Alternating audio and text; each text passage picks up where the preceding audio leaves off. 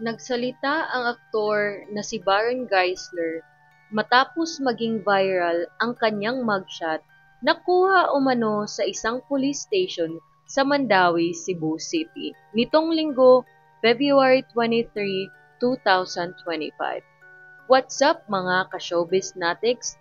Nandito na naman tayo sa bago nating video. Kung bago ka sa channel na ito, ay pakiclick naman ng subscribe button at notification bell para ma-notify sa bago naming uploads. Binasag na ni Baron ang kanyang katahimikan ukol sa kanyang pagkakaaresto. Pinalagan ni Baron ang mga ulat mula sa ilang news outlets na hindi umano beripikado.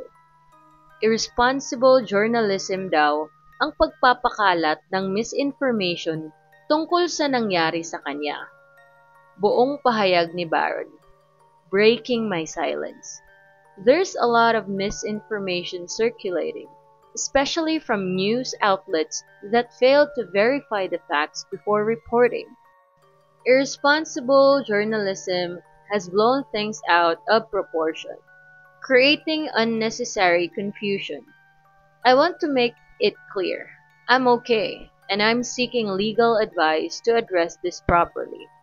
To those who continue to stand by me, thank you. Your support means everything."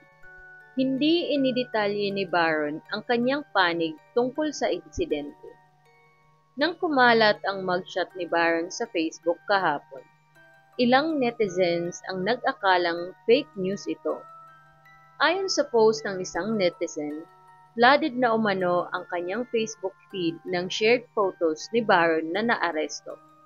Paniwala ng netizen, fake news ito dahil may post pa raw ang aktor sa Instagram story kasama ang misis nito. Hanggang sa ilang news outlets, nasa Cebu ang naglabas ng balita tungkol sa pag-aresto kay Baron.